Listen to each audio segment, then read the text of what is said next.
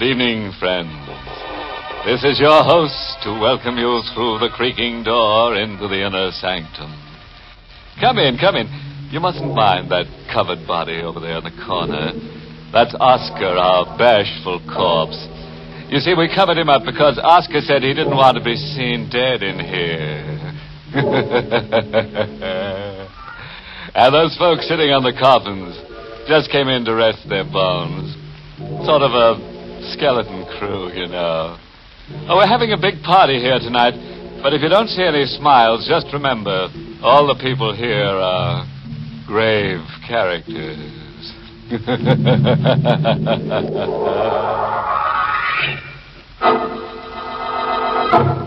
Tonight's Inner Sanctum mystery, Corpse Without a Conscience, was written by Ed Adamson and Bob Sloan, and stars Carl Swenson in the role of Charles, with Everett Sloan as Bellini. As they so often say, the line that separates the dead from the living is very thin. Now take tonight's character, Mario Bellini. Bellini crossed that line so many times he almost wore it out. Like the strange, mystic man that Mario Bellini was in life, the small mosque-shaped tomb in which his body reposed was strange and mystic, too. In the hillside cemetery, it stood alone and aloof, above the other tombs. On a stormy, windswept night in the large granite house whose grounds border on the graveyard, the elderly, wrinkled-faced woman stands at her bedroom window, staring out at the hilltop tomb. The elderly woman, troubled by a hidden fear, bites nervously at her lip. Then, suddenly... Ananda, what happened? Charles. What happened? Why did you scream? He's come back. He's returned from... Huh? What are you trying to say? Who's come back? Mario Bellini. Bellini? Yes, he was here in this room. It's ridiculous, Bellini's dead. He's buried in that tomb up on the hill. I know, but he's returned from the dead. Nonsense. The dead can't return. Bellini can. He has strange powers. He was here in my room. Can't you tell he was here? Well, how? That odd incense he always had burning in his place. Don't you smell it? This room, it's filled with the odor of Bellini's incense. It's just your nerves. There's no odor of incense in this room. What? Not a trace of it. Now go back to bed. You think I'm crazy. Just because I'm old, you think I imagine things. Bellini is up on the hill in that tomb. His casket is in the crypt under the stone floor. Even if he could rise from the coffin, he'd be locked in that crypt. Not that the dead can rise. Bellini has strange powers. For your own peace of mind, I'm going to prove to you that Bellini's body still rests in that tomb. Going to wake up Horton, and he'll help me unseal that trapdoor on the stone floor. It's no use, Charles. You won't find Bellini there. What makes you so sure? Because of this note. What note is that? I received it from Bellini the day before his death. I never told anyone. Here. Read it. Mrs. Ferguson, you have won in life. I will win in death. I shall return for my victory on the first anniversary of my death. Bellini. You see, the prophecy in that note has been fulfilled. Mario Bellini died just 1 year ago tonight.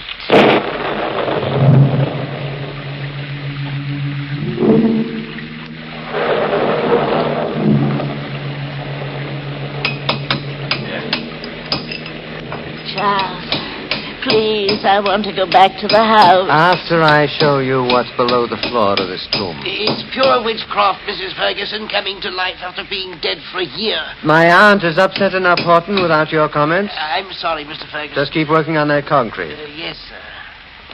Aunt Edna, you still haven't told me why Bellini sent you that note. I don't know. You sure? I told you, I don't know. Could it be because you swindled him? Swindled? I won't have you talking to me that way. Forgive me, Aunt Edna. Swindle is a bad choice of a word, isn't it? It was a perfectly legal transaction. I obtained his property fair and open. Just a shrewd business, hmm? Well, I've always prided myself on my ability to deal shrewdly in all matters. How's it coming, Horton? You need any help? No, sir. As soon as I get this bolt loosened, it'll take the two of us to raise the door. It's solid stone, you know. I know. Charles, perhaps we better call the police. You have nothing to worry about, Aunt Edna. Except, of course, your own conscience. That's an ugly thing to say to me. I've given you everything you ever wanted, haven't I? Yes, you have, Aunt Edna. And I've often wondered why. There. It's off. Bolt's free, Mr. Ferguson. I think we can raise the door now. All right, Horton, take hold of the ring. Yes, sir. Let's pull together. All right. Come on. It's beginning to lift, sir. That's it. Keep pulling. Keep pulling. It's open. What do we do now, sir? Mrs. Ferguson, you and I are going down there into the crypt. Oh, please, sir. Mr. Bellini always frightened me when he was alive. I'd rather Don't not. be a fool, Horton. The dead can do no harm. But Mrs. Ferguson said he came out to this crypt Never tonight. mind what Mrs. Ferguson said. You are doing as I say. Yes, sir. Ready, Aunt Edna? Yes, Charles. If you insist. I'll take the lantern, Horton. Here you are, sir. All right. Now, you two follow me down. Watch out for your head, Mrs. Ferguson. The ceiling's low. Please, Charles, hurry. Moving as fast as I can. Got to find the catch on the side of the casket. Ah, here it is. Now, pull back the panel, Horton. Yes, sir. Is he there, Charles? Of course he is there.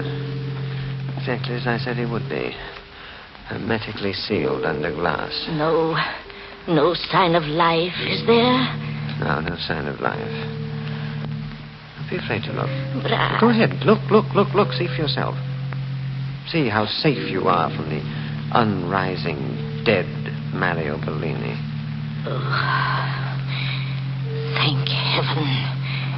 He's there. And dead.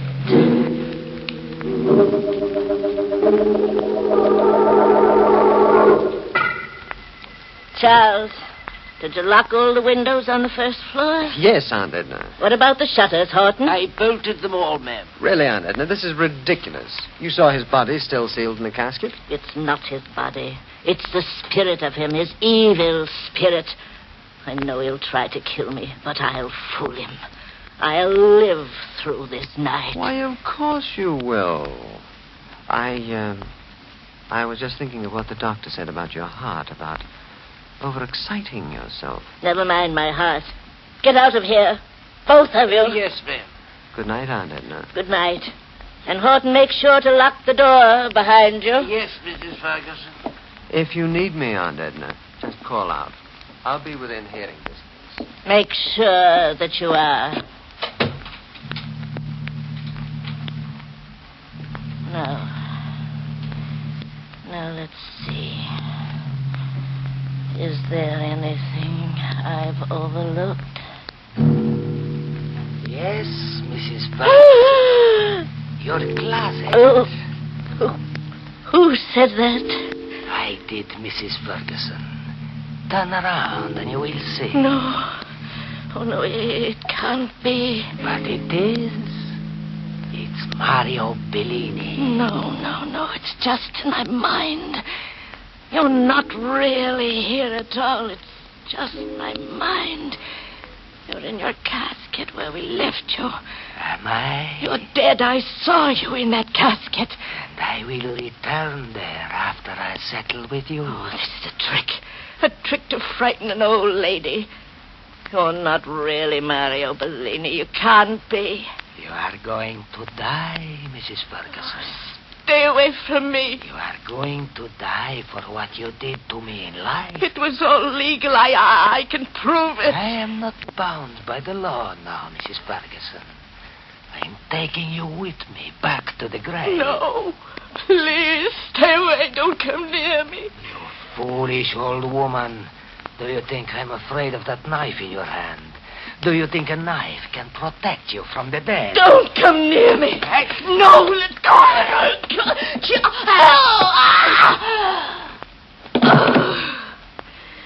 Ananda, what's the matter? Charles. Mrs. Ferguson. Oh, she's been stabbed, sir. Horton, call Dr. Marshall. No. Wait. Bellini. What? Mario. Bellini. Return from the grave. Mrs. Ferguson. She's dead, Horton. She was trying to tell us something. What did she say about Bellini? I'm not sure, but it seemed as if she were trying to accuse him. Of stabbing her? Yes, but that doesn't seem possible. Every entrance to this room was locked. Horton, look. Her hand on the knife, as if she'd plunged it into herself. Mrs. Ferguson wouldn't have killed herself, sir. And yet there was no way for anyone to get in here. Anyone alive. I don't know what to think now. Maybe my aunt knew what she was saying. Maybe she did. Horton, what are you staring at? Look, sir. This was on the floor. What is it? A ring, a gold ring, with the initials M.B. engraved on it. I saw that ring tonight. I saw it on Mario Bellini's hand while he was in the casket in his tomb.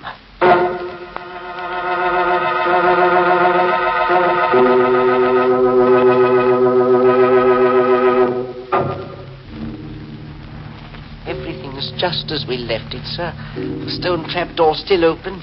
The casket seems to be in place down there in the crypt. Yes, well, we'll go down to make sure. Did you think it's safe, sir?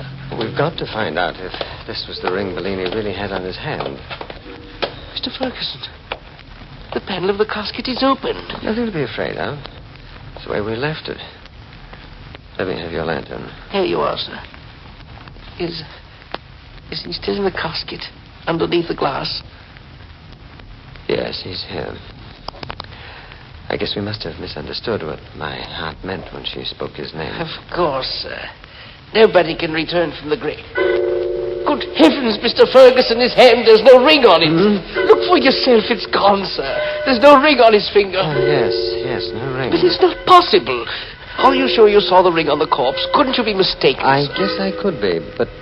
Well, I guess I must be, because No, you were right. Mrs. Ferguson was right, too. Mario Bellini did return from the dead to kill her. Horton, what are you talking about? Look at the other hand. It's stained with blood, sir. I can't understand it. I can't understand how blood could be on his hand unless it was there when he was put into the casket. But it's fresh blood, sir. We must call the police immediately. Yes, I guess we'd better. We'll go just as soon as I pull the panel back over the top of the coffin. We'd better leave everything the way it is and hurry out of here. It may be dangerous for us to stay a moment longer. No, all right. Mr. Ferguson. What is it? I thought I heard something stirring down there. Where? In the casket, sir. Listen. It's your imagination, Horton. No, there is something moving in that casket. Quick, let's get out of here. No, wait. The casket. Bellini's getting up from his coffin. Get out of your mind. He's there, standing up in the casket, sir. Wait, where are you going? For the police. Come back, you fool! No, sir. You, Mr. Ferguson. I had no choice, Horton. It was your life or mine. That was a foolish thing, Charles. Isn't one murder enough for tonight? What did you want me to do, Mario? Let him go to the police and have them find out that you're still alive? What difference does it make? They'll probably find out about me anyhow. It's a good chance they'd have, after the way you botched everything tonight. Why didn't you do what you were told instead of killing my aunt with a knife? The knife wasn't my idea. I had to kill her or she would have killed me. I wish she had. Would have fitted my plans better. You and your plans, making out a false certificate of my death, burying an empty casket, and hiding me away for a year, all so I could scare your aunt to death. Ah, what a plan. It would have worked if you had followed orders. I did as you ordered, but it did not work.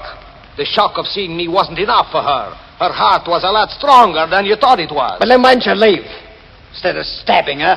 Why? Because it was such a wonderful opportunity. I waited over a year for tonight. I waited long enough for my revenge. So now you may have to pay for your revenge. Then I will pay for it. It will be well worth the price. Well, not to me it won't. I wanted her out of the way to inherit a fortune, not to go to the chair for it. That is your problem.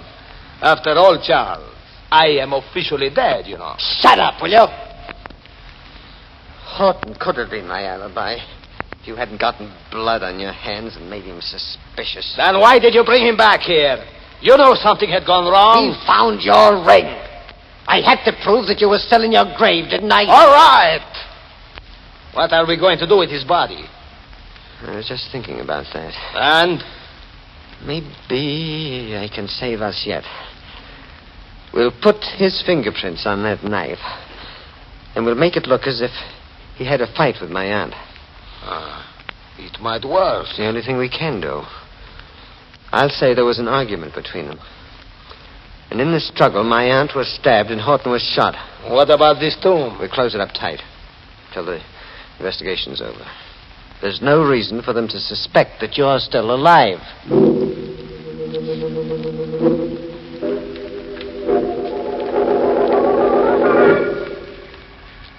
Yes, Lieutenant, the bodies were just where you found them. You didn't touch a thing, Mr. Ferguson. No, not a thing. My aunt was there on the floor near the bed, and Horton was only a few feet away.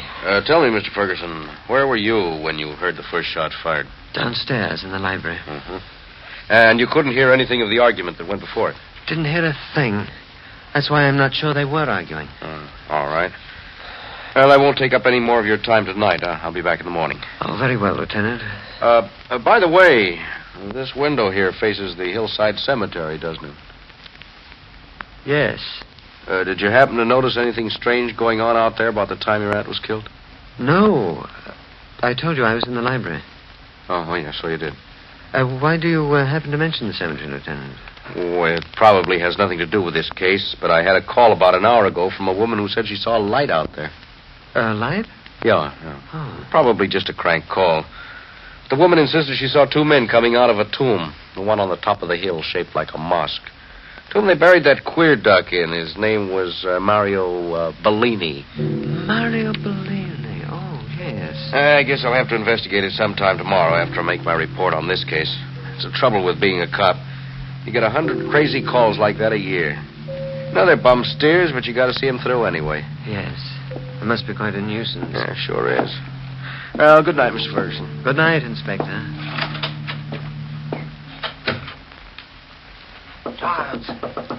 Charles, what do you want, Mario? Is it all right to come in now? Give him a chance to get out of the house. He won't come back anymore. All right. Come in. I heard what he said, Charles. Well, what about it? If the lieutenant goes to that tomb tomorrow, there will be trouble. Why do you say that? Are you crazy? That stone door to the crypt is chipped. The bolt has been broken. And there may be blood stains on the floor. Well, what if there are? There's no connection between me and Mario Bellini. Isn't there? What about the false death certificate? Don't you think they can eventually trace that back to you? Oh, I don't know. Well, I'm not going to wait to find out. I'm taking the first train out of here, and you had better do the same. Run away? What good would it do me without the inheritance? Where can I go? How can I live? That is your problem, not mine. I am dead, remember? No matter what happens now, I will be in the clear. Oh, that's right. If you go, you'll be in the clear. And if you stay, then I'll be in the clear. What do you mean? There's only one flaw in my story, Mario, the false death certificate. But that certificate doesn't have to be false. What? It doesn't really have to be false at all. If you're dead when they open that casket tomorrow, then my hands will be clean. Charles. Yes, that's the only way out. No, Charles, stay where you are. I can't let you live. You've got to die. No, Charles, wait. No, I've got to die, Bellini. I can live. Killing you is the only solution.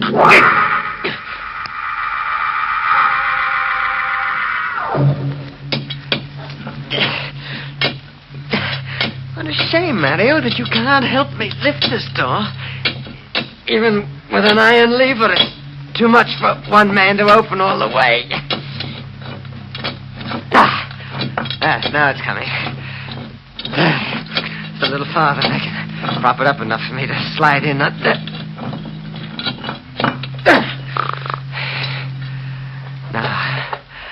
Now I can slide through. If I do it ever so carefully.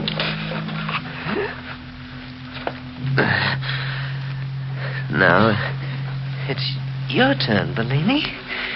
I just pull you through the opening. Now I can carry you the rest of the way down. The juice is caught on the top of that door. My hand, Charles. Bellini. My hand is on the door, Charles. It's not you talking. It's just my mind. It's just my nerves. You're dead. Am I? You're dead. I killed you. In my own hand. You're dead. Your hand on that door is just a reflex. I'll get it loose, even if I have to. Good heavens, the stone door! It slammed shut! Now we are alone, Charles. You are trapped with me in my tomb. You're dead. You can't talk. You're dead. I'm not quite dead yet. You did not do your job well. I've got to get out of here. There's not enough air. You can get out, Charles. Just push up the door.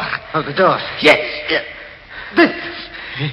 Is it too heavy? Of course, it's much too heavy for one man.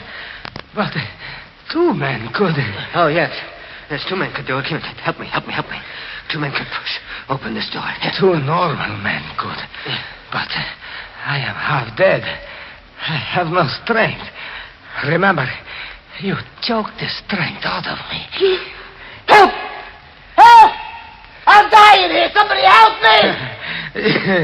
Shouting won't do you any good. No one can hear you through the stone. But you will have to stay here with me until they find your body. No, I can't!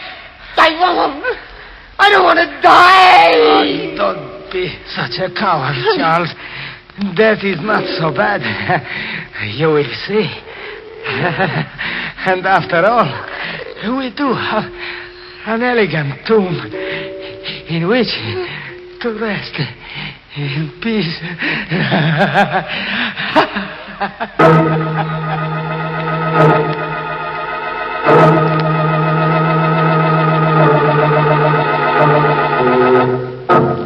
That's what we mean when we say the guy died laughing.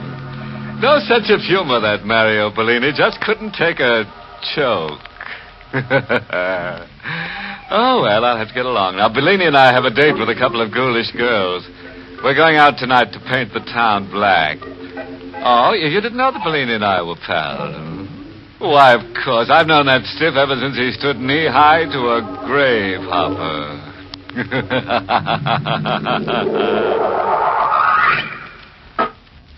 Good night.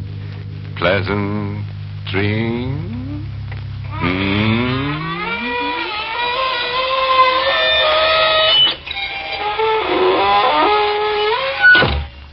Inner Sanctum was heard in the United States over CBS, the Columbia Broadcasting System, and has been rebroadcast for servicemen and women overseas. This is the United States Armed Forces Radio Service, the voice of information and education.